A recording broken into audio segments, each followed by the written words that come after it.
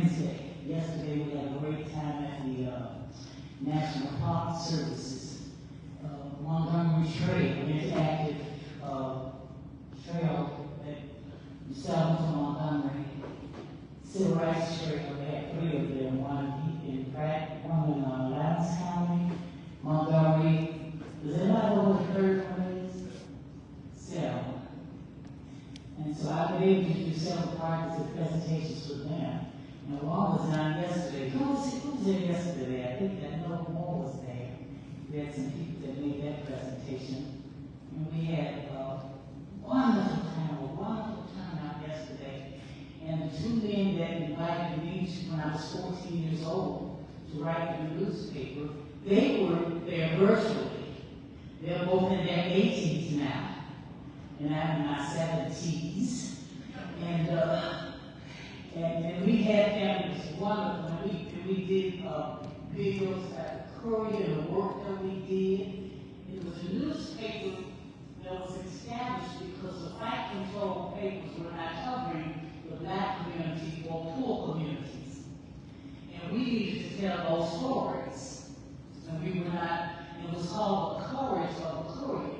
In fact, the Courier went from 1965 to 1968. And when it folded, it was a Montgomery Advertiser that ran an editorial, and the title was The Courage of the Courier. Because we were not afraid of anything, and it was out with my crazy self at 14. And I'm crazier now at 76. And where I've been working now, I've been what they call separated from the Department of Corrections as of September 23. And someone said they have poked the bear. I had never heard that expression before. But they have poked the bear. I love a good fight. This for justice and righteousness. My 93-year-old aunt who taught at North Highland High School told me they don't know who they messing with. I love a good fight with justice and equality. Never been scared, not scared today. And that's what I want to pass on to you today.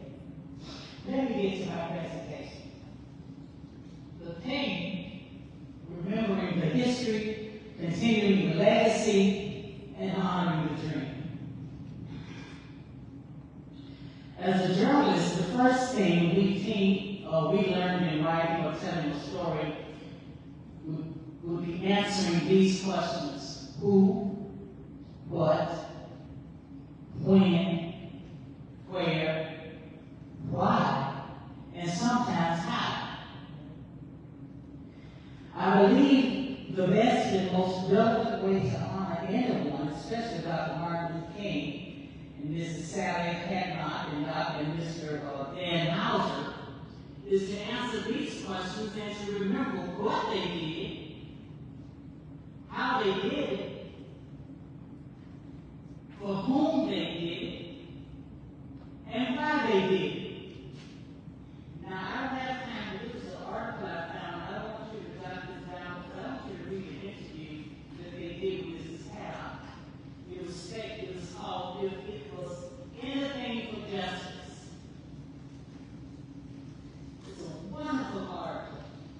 And in this article, when you read, I want you to think about the 3 points I want to make tonight, because she exemplified that in her fight.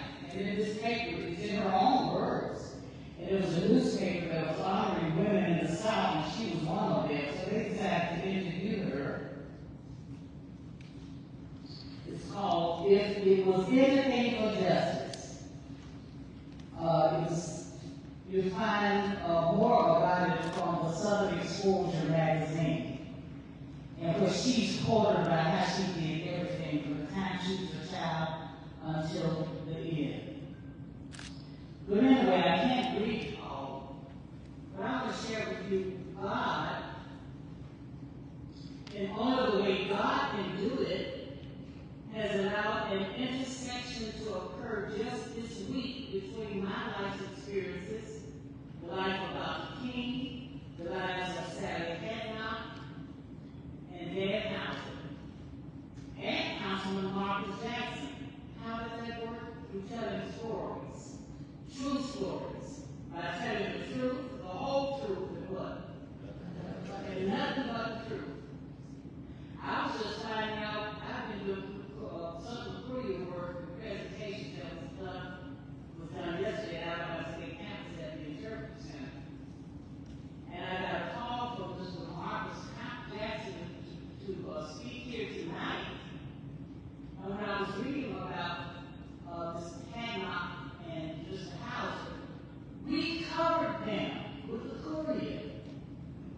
there are photographs that my photographer took of her in this article. And the photographs that were donated to the Alabama Archives and History, 10,000 of them were donated to the Alabama Archives. And this article tells you where, if you Google her name, you can see the photographs that we took of her. It was always in front of the First Missionary Baptist Church. And the picture that we took of Mr. Hauser, as they were doing their work with the Altaga organization, and as they were in NAACP, and as well with the Altaga Improvement Association. At the 59th bus boycott service last December, Dr. John Wesley, After Street Baptist Church in Virginia, delivered a dynamic speech entitled, "Thank God for Memory." Thank God for memory.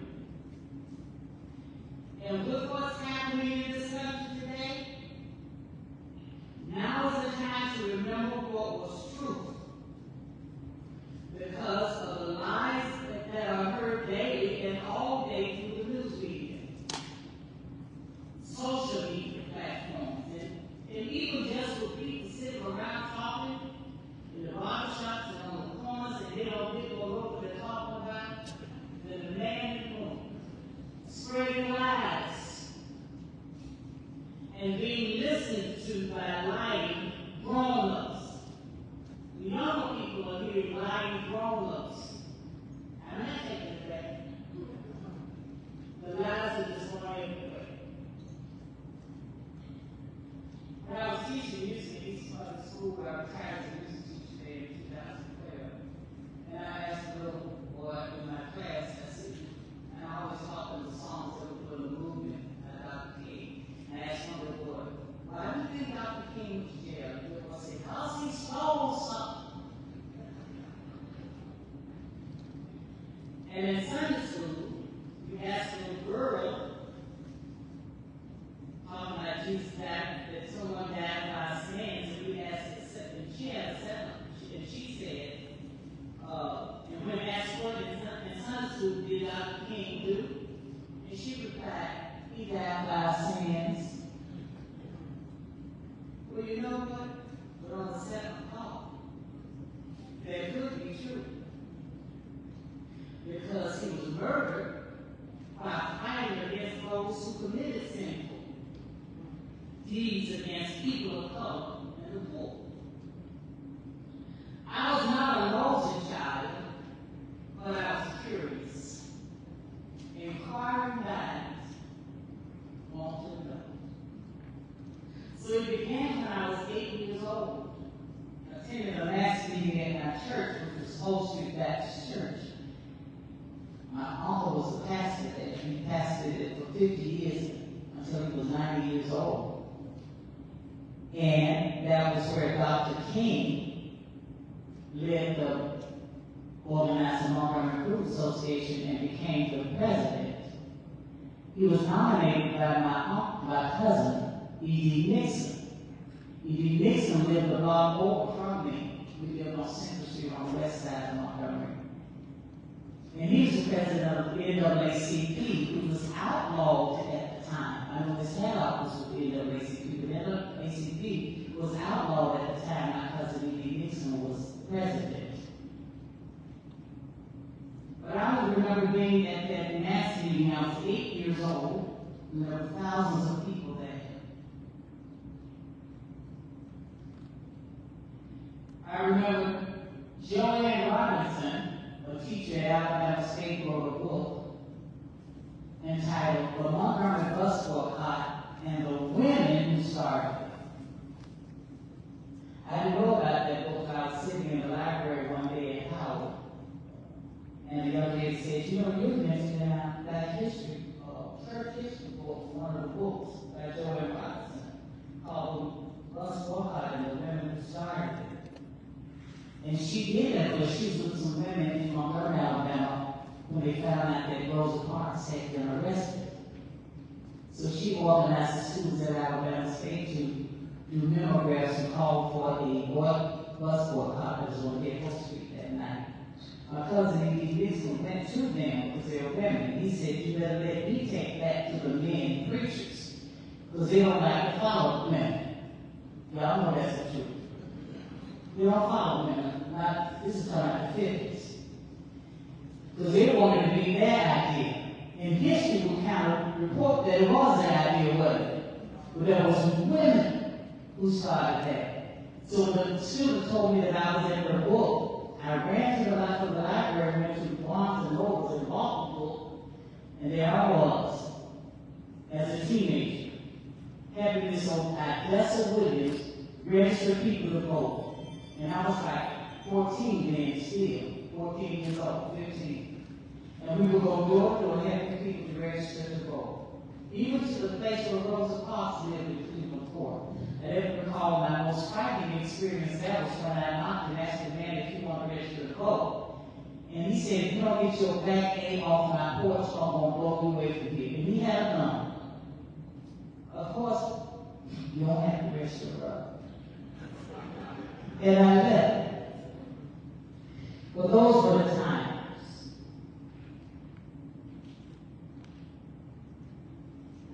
We were singing mass meetings on Monday nights because I could sing a little bit. So we would sing on mass meetings on Monday night, every Monday night. And I would always stand, you know, the black church pulpit is right here, right? The choir is right here, and I always get my seat right here in the middle. And I remember when Dr. King came up to the pulpit one night, and I was on the front row, strategically placed. And I shook his hands. And being dumb, I thought to myself, this man must not work, his hands are too soft. Little did I know. Little did I know. But besides going to the mass meetings every Monday night and singing, excuse me, at 14, a law student from Yale named Jeff Cowan came to my house with a white student from Pennsylvania, of the four reserves of Pennsylvania named Jim Kemper. The two of them called me and said, can we come to your house? Somebody told me that you like to write and you knew how to write. And we want to write a newspaper. Well, being 14, I had to ask my mother and grandmother to put these two white men come to my house to see me on Friday night. Because otherwise, that won't look real fun. And of course, she gave me permission. And they met with me and started talking about the Southern Courier, and what they wanted to do here, that the white papers were not doing. And I remember my grandmother was in our community, they had a room on the storehouse, so the blinds were right here, but when the room was not there, that was my grandmother's bedroom. The whole time Jeff and Jim were talking to me, my grandmother was looking through the blinds with her stocking cap on and her nightgown. From the time those men started talking to me till they left. Well, January 16th presentation at the Montgomery Museum, but I told at the museum where I was yesterday. I told the stories about how I worked at the school every day and on weekends. And I have a thing about writing because it's interesting we get rejected. How many of y'all been rejected? Most everybody did. I started getting rejected, particularly in the 10th grade. And I remember writing all night writing an English paper for my 10th grade English teacher at George Washington High School. The schools were segregated. And when I got the paper back the next, after I turned it in, it was an F. And I knew it was a well-written paper. And I asked, he's dead now, so I'm going to call his name. So Mr. Willie called. I said, why did you give me an F? He said, but you didn't write that paper. I said, I wrote the paper. He said, no, you didn't write that paper. It sounded like a white girl wrote. I was in 10th grade. encouraged me a little bit, right? So, I continued to go on, work for the courier after school every day, do voter registration with the Montgomery Group Association. And anything I could, the SCLC was coming through at that time. So when the Montgomery March was coming through, on that Friday, the MIA said they wanted 2 students from each college, each high school, Harvard and Booker Washington, to lead the students out to join the marchers when they came to Montgomery. They were coming down Highway 80. They turned to Fairview Avenue. Conway is on this side of the street, St. Jude's on that side of the street. I was supposed to lead the students out at 11 o'clock by the time those marchers hit Fairview in front of my school. But 5 minutes to 11, my teacher decided to send me to the board to diagram a sentence. I know what she was doing, but I knew how to diagram a sentence. So I diagrammed a sentence, did what I had to do in the little 5 minutes, put the chalk down, and I said, okay, y'all, you want to be free, come on, let's go.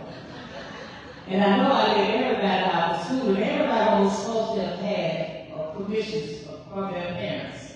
My mother was the only one who didn't give me permission, and here I am to leave. But she knew I was going to go anyway. When I talked to the principal one time, and he was going to put me out of school, he simply told me the only reason we didn't suspend you was because your mother was the chaplain of the PTA, and she prayed for you by name at every PTA meeting. I thank God for that. Hallelujah. So the 11th grade we did that. We ended up going that night to St. Jude when the mass meeting was had a gathering that night. It was real raining that night, mud everywhere. And I remember going behind the tent where the speakers were, because I was curious, not nosy, but curious. And I went behind there, and there were 2 people in the tent. One of them was Leonard Bernstein, the conductor of the New York Philharmonic. The second person was Nina Simone, who was getting ready to sing Mississippi Got Back. And she was on that night. The next morning, because they knew I was a senior, they put me in line to march with Peter, Paul, and Mary. Y'all remember Peter, Paul, and Mary, the folk singers? Peter just died about a week ago.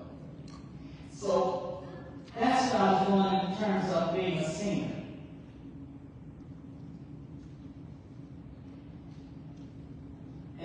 At 18, well, at 17 actually, 11th grade now, trying to get ready to go to college. And I'm sure because of my activities in high school, no one at high school would help me do anything. The counselors, they would help me. Here I am, honor student for 12 years, perfect attendance 12 years. And I remember after the last meetings on Monday night, on Tuesday mornings, the teachers were always pulled in the hallway and said, what happened at the mass meeting last night? And I would say, you should have been there. Anyway, nobody would help me get into college. Didn't ask me what I needed to do or anything. Here I am in the 11th grade trying to get into college. And I decided I want to go into journalism. I go down to the library that was built for Negroes in our neighborhood. And I found a book called Love Joy's College Guide. I read the book, followed the instructions, sent my letter for an application to the University of Alabama in Tuscaloosa. The school's scholarship office had called me and offered me a scholarship. When I sent the application in, I deliberately did not put a picture on my application, which they asked for. I told them that my grades speak for themselves. I'm from college, so they got to know I'm black.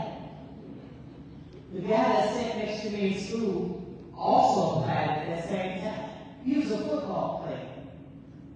They let him in.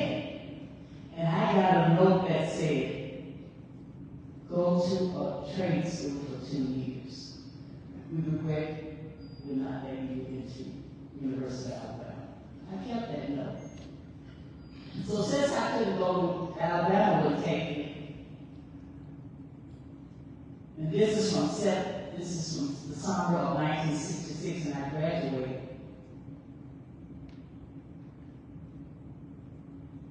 I said I would try Alabama State. That deadline was the next day. So I went to Alabama State, talked to the admissions officer, told her what happened. And the Alabama State admissions officer said to me, no, y'all apply to those big white schools. They don't let you in. Do you want to come to the black school?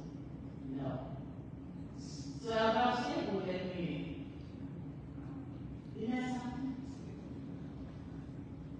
So the newspaper editor, Mike Lockman, all the newspaper people on this staff, they were either law students from Harvard or law students from Radcliffe, and some were from Yale. So knowing them, he said, well, I'm going to assign you to Troy, Alabama as a bureau chief. He had turned 18 by this time. And he assigned me to be the bureau chief at Troy, Alabama, to cover 10 counties, taught me how to drive a car, everything. And I had to live, because of the segregation in the town, I had to live at the funeral home. This girl's owned a funeral home called Friendly Funeral Home. And she was so kind that she said, oh, let you stay in the room with my husband back.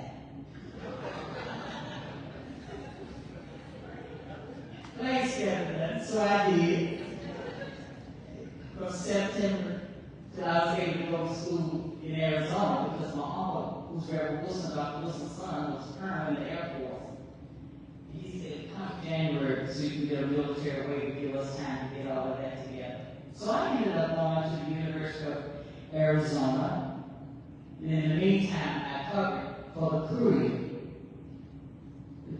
Lowndes County, 90% black, nobody registered to vote, outdoor toilets, no electricity, no plumbing, nobody in the public office that could make sure that these needs were met in the black community.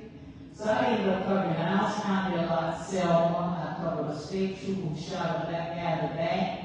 The mother didn't even know it. She didn't know it until I went to her house to give her opinion about her son's death. So I was able to cover a whole lot of stories from the time I was 18 until I went to college.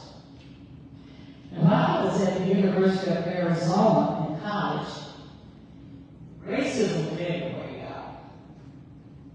So I had to start the Black Student Union. When I started the Black Student Union, one of the ladies who was over the student center said, Viola, here's a flyer. And it was a flyer of the white fraternities and sororities having a suntan contest.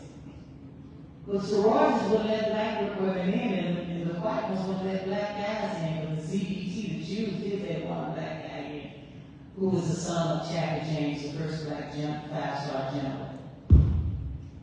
So I decided, because I always want to be truthful, I always tried to be protesting that which was unfair. So the white sororities want to have a suntan contest and want to be in the sorority. So you know what I did? I borrowed my roommate's, a white girl's bathing suit. I borrowed another white girl across the hall, beach towel, and the third girl down the hall, collar tone. I went and told my professor at the 1 o'clock class for journalism, I won't be in class because I'm going to be in a suntan contest today. It was held on the administration steps at noon of the administration building where Dr. Carver, the president's office, was. Well, we were good friends because when he found out what my grades were from Harvard, and I didn't even know it, he offered a scholarship and paid for my whole tuition for everything while I was at Arizona. And I knew he was up there in his office, but I ain't scared of nothing, right? So here I am, going up the steps to to the contest. All the sorority girls were there tanning. And the guy in the microphone says, "This isn't fair." And he said, "Well, what are we going to do?" Well, by that time, I'm going up the steps. I've taken off my blouse. I've taken off my skirt. I put the face towel over my arm. And I've done top of all. I'm just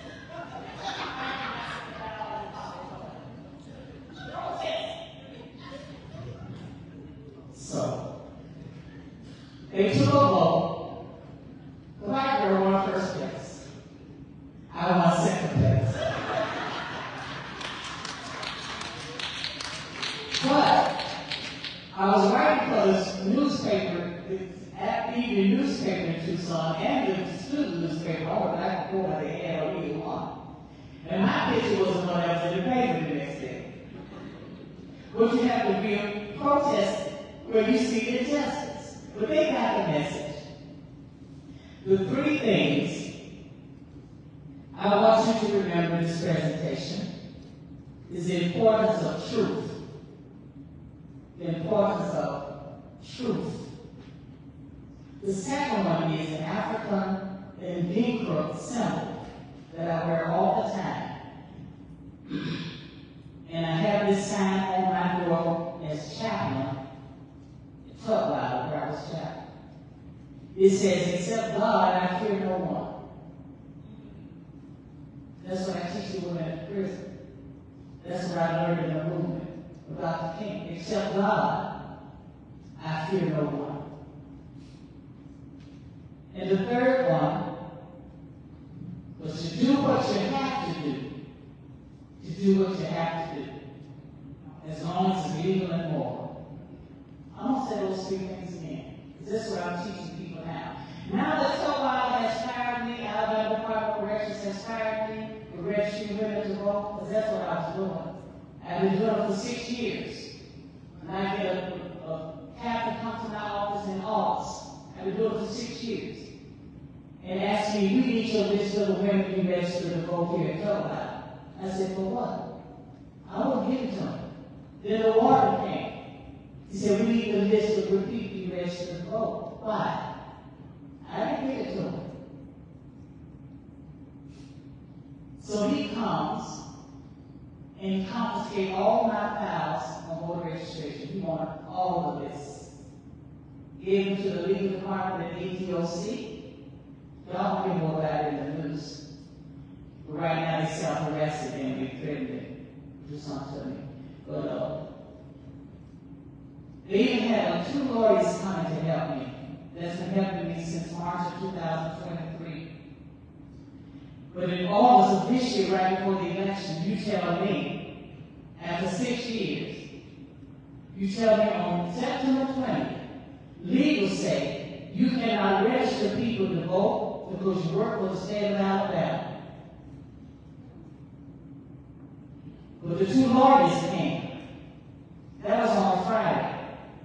On that Monday, at 4 o'clock, I got a letter from the commissioner from the ADOC telling me, "You were in an unclassified position. You are to be separated from this position as of the close of business today." That was on Friday. They tell me I couldn't register people to vote. Monday I had a separation letter. They didn't have to give me time to be illegal. But they said the other lawyers can come in to help. But after I was separated in September, the lawyers tried to come in, and then they banned them from coming in. But they won't tell us why. Why do you think? Registering women. The first time in 2018, by myself, I registered 25 in 1 week. But we also had the women writing letters to Governor Ivey about the absentee ballot. Because they were going to charge me and the 2 lawyers with felony if we help women with the absentee ballot. And all of them needed absentee ballots because they don't live here. But that's okay. Like the lady said, they have poked the bear. You will hear from the article read this. How Sally Hadnot, through her story and in her own words, how she exemplified those 3 points I made about the importance of truth, about not being afraid, and to do what you have to do.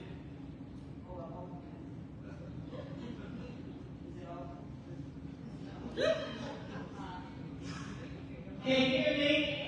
Well, I was talking out anyway. So you're going to see how the lives of Mr. Hauser and Ms. Hannah, they were not afraid. They talked about truth and fought for truth. And they did what they had to do what they had to do. That was legal and moral. Let me tell you something about truth. And I'm going to speak through this as a man. President Carter, when he was running for president, he always said he wanted to do what? Tell the truth. And learn how to serve as many as possible. The Washington Post counted upwards of 30,000 false or misleading claims. Alternative facts, as one so-called politicians would call. Truth ought to be important to everybody, but especially to politicians, journalists, historians, educators, and even some preachers. Any preachers in the house? Okay. Because we trust those in these professions to do what? To tell the truth. Vice President Kamala Harris wrote about it and asked, she was speaking in Selma 2 years ago for the bridge crossing. I was asked to do that publication for the newspaper, and I did. And someone asked me, in fact, I was asked to take a picture with her, and that's how I met her. But in her book called The Truths We Hold, An American Journey, she says, I choose to tell the truth, even when it's uncomfortable, even when it leaves people feeling uneasy. When you speak truth, people won't always walk away feeling good, and sometimes you won't feel so great yourself about how they received it, but at least all the parties will walk away knowing it was an honest conversation.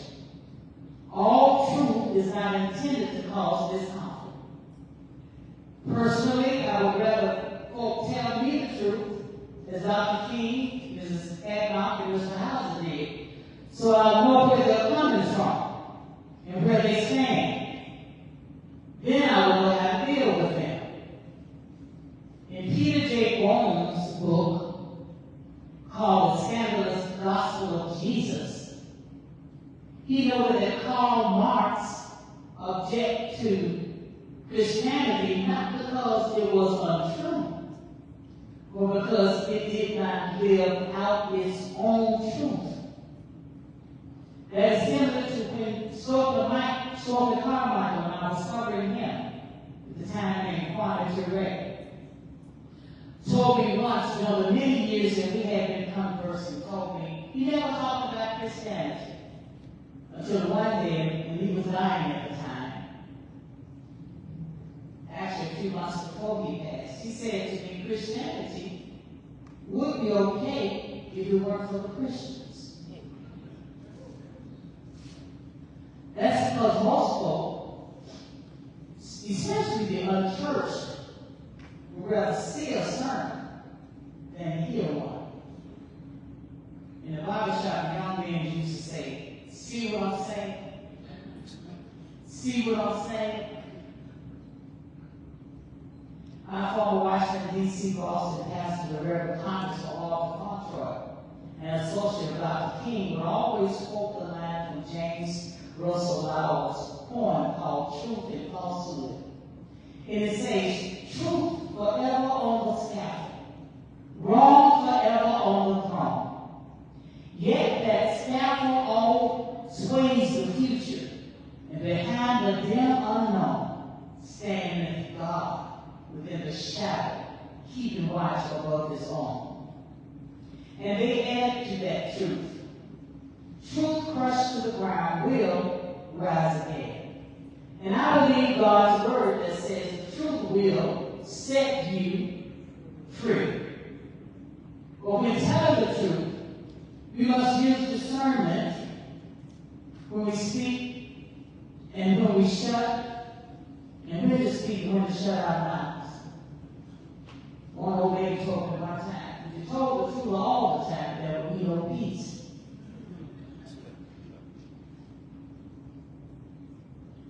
The naked truth.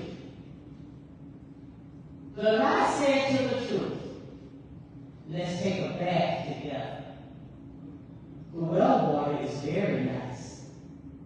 The truth, still suspicious, tested the water and found out it really was nice. So they got naked and bathed. But suddenly, the lie leapt out of the water and fled, wearing the clothes of the truth. The truth was furious, climbed out of the well to get her clothes back. But the world, upon seeing the truth, looked away with anger and contempt. So poor truth returned to the well, disappeared forever, hiding her shame. And since then, the lie runs around the world, dressed as the truth. And society has no desire to know the naked truth. One of the biggest truths neither Sally had not or Dan Hauser believed. And we must believe and tell younger generations to believe these three things. I'm one. I'm the one. This is the place. And now is the time. I am the one. This is the place. And now is the time. So anybody, including the devil, will follow lies, tells you that you are not the one to work to change your community. You're too young, too black, too poor, too uneducated. You're a woman. You're too handicapped. You're too mentally challenged. If they tell you this is not the place, you can't change the oppressive situations in Alabama or Prattville.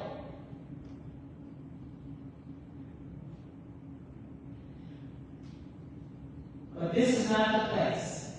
This is out backwards, as one pastor called it. A red state where politicians are hungry for money, power, and fame, and some Negroes are still scared. If they tell you you can't because now is not the time, it's not 2025. The Democrats lost in November. A new sheriff is coming to town in D.C. And he's employing all the power, those who were loyal, and those who want to follow the Project 2025 and do away with a lot of things that is going to take us back. Don't listen to the lies. Just say, I am the one to lead in making the change. Alabama or Prattville is the place for me to do it. And the year 2025 is just the right time to do it. Because we know what's coming, and we know what we've got to fight against. And if they don't understand that, just let them know that you believe the word of God that says in Genesis 18, is anything too hard for the Lord? Or read Psalm 27. The Lord is my life and my salvation. Whom shall I fear? Dan Hauser said, "Fight not, but run with the king." Said, God has not given us the spirit of fear. The Senator Hadnot, as president of the Harville County NAACP, was asked by a radio station to host a Sunday morning show. And that tells about it in this article I want you to read. When she was asked to host a Sunday morning show, she replied, Now, if you think you're sticking a sugar tip in my mouth to go on the air and not talk about the things I see, you can get somebody else. Because if I see it, I'm going to say it. And I'm going to make sure it's the truth. Thank you so very much. Thank you so much.